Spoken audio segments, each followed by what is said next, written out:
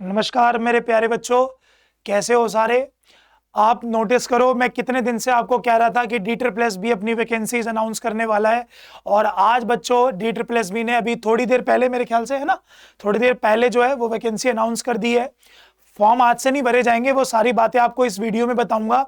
But मैं आपको फिर से बता रहा हूं, अभी जो वैकेंसी है वो हमारी पीआरटी टीचर के लिए है, बट जिन्होंने डीएलएड कर रखी है उनके लिए नहीं है। जिन बच्चों ने एनटीटी कर रखा है उनके लिए है। अभी प्रॉपर यहां पर नोटिफिकेशन नहीं आई है, तो जैसे ही नोटिफिकेशन वेबसाइट पर अपलोड हो जाएगी वैसे ही मैं आप लोगों को सारी चीजें एक एक करके बताऊंगा कि कौन कौन सा बच्चा इसका फॉर्म भर सकता है। बाकी इंपॉर्टेंट बात यह है यहां पर कि डीएलएड वालों के लिए यह वैकेंसी यहां पर नहीं है। जो 14, अगर मैं बात करूं टोटल ये वैकेंसीज यहां पर जो है, अभी हम बताएंगे 1455, ये जो वैकेंसीज हैं ये अभी हमारी उन बच्चों के लिए है जिन्होंने एनटीटी का कोर्स कर रखा है। ठीक है, बाद में देखेंगे वो सारी चीजें।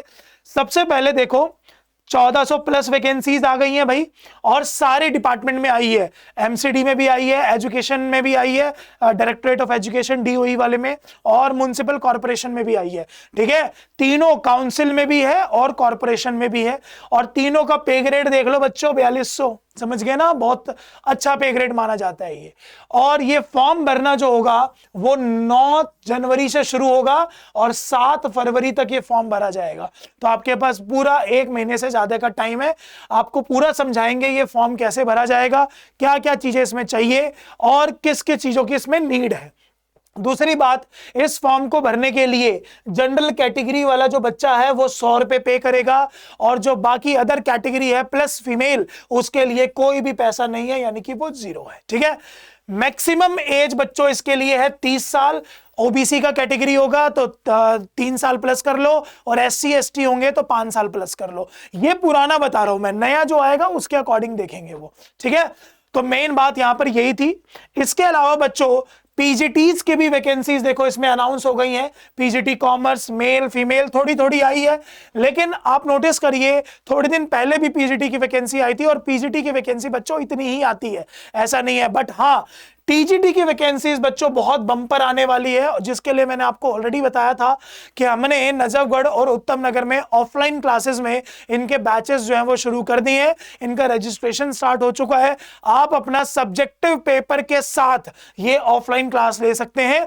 ऑनलाइन हम सब्जेक्टिव कभी नहीं देते और ना कभी फ्यूचर में देंगे, क्योंकि हमें पता है सब्जेक्टिव में कभी भी ऑनलाइन में पूरी प्रेफरेंस नहीं आती है और थोड़ा सा क्लास भी नहीं आता। छोड़िए उन बातों को, लेकिन मैं आपको जो बता रहा हूं वो ये है कि ऑफलाइन का हम लोगों ने, टीजीटी का ऑफलाइन हम लोगों ने बैच स्टार्ट कर दिया है, तो ये थोड़ा ध्यान रखेंगे। और इसके अलावा कुछ ऐसी पोस्ट है बच्चों जो नॉन टीचिंग के लिए है, जिन बच्चों ने 12वीं करी है, ग्रेजुएशन करी है, ये उनके लिए है। और इसमें से एक मैं ऑलरेडी बैच पढ़ा रहा हूं जिसको बोलते हैं स्टेनोग्राफर। स्टेनोग्राफर का बैच मैं पूरे साल पढ़ाता हूं बच्चों, क्योंकि उसमें इंग्लिश आती है, और एज यू नो दैट कि मैं इंग्लिश ही पढ़ाता हूं। सो इंग्लिश का यहां पर बहुत इंपॉर्टेंट रोल होता है। 100 मार्क्स की इंग्लिश ही है इसमें, ठीक है ना, मैथ्स नहीं आता इसमें। तो जो जिनके पास बीएड, जेबीटी, एनटीटी नहीं है वो बच्चे निराश ना हो, क्योंकि ये डीएसएसबी यानी कि Delhi subordinate service selection board, यानी कि आप दिल्ली में रहते हैं और आपकी दिल्ली में ही जॉब लगेगी। और इसका सबका रैंक ना बच्चों, पे स्केल सेकंड, फोर्थ, थर्ड, मतलब 4200, 3800 यही होता है, 4600। और इसमें एक सेक्शन ऑफिसर की भी जॉब आई है बच्चों, जिसमें ये पे ग्रेड इनका 6 होता है। और टोटल अगर मैं बात करूं 108 वैकेंसी, और इसमें my favourite post section officer. ठीक है, एसओ की दोनों में इसके अंदर है, कॉर्पोरेशन में भी है और काउंसिल में भी है। 40 है हमारी कॉर्पोरेशन में और 2 है हमारी काउंसिल में। ठीक है, इन दोनों को मिलाकर 108 वैकेंसीज हैं टोटल। तो जो अभी जस्ट अभी अनाउंस हुई है, इसलिए बच्चों इसमें ज्यादा बातें नहीं है, सारी बातें बता दी मैंने आपको। 9 जनवरी से फॉर्म बनना शुरू होगा, 7 फरवरी तक होगा। 100 रुपए लगेंगे भाई जनरल कैटेगरी वालों के, बाकी सबके लिए फ्री होगा। प्लस उसके बाद 30 इसकी मैक्सिमम एज होगी, मैंने ये पीआरटी वालों के लिए बताई है। ठीक है, और आप देखना, मैं थोड़े दिनों में फिर से आपके सामने आऊंगा और पीआरटी डीएलएड वालों के बच्चों की सारी की सारी वैकेंसी आएगी। मैं बस थोड़ा सा ये चाहता हूं कि ये जो वैकेंसी है वो 21 जनवरी के बाद आए, ताकि बच्चों जो सीटेट का बच्चों पेपर दे रहे हैं वो सीटेट का फॉर्म भरने के बाद उनका रिजल्ट भी आ जाए, ताकि इस बार जो बच्चे सीटेट में क्वालिफाई होंगे वो भी वो एग्जाम को आराम से दे दें, ठीक है ना। बट देखते हैं, सरकार है वो तो जो भी बोलेगी, जो फैसला लेगी वो हम मानेंगे, ठीक है। तो आपको डीएसएसबी की ये वैकेंसीज देखने को यहां पर मिल गई है, तैयारी करते रहो। मैं आपको बार बार, मेरा तो एक मोटिव है, मैंने जो अपनी लाइफ के एक्सपीरियंस से सीखा है वो यही कि आप पूरे साल पढ़िए, जो गलती है वो सारे फॉर्म भरिए, और जिसके अंदर आप तुक्का बैठ जाए, मैं तो तुक्का भी बोलूंगा क्योंकि सरकारी नौकरी में थोड़ा सा तो बच्चों लग भी चलता है, ठीक है।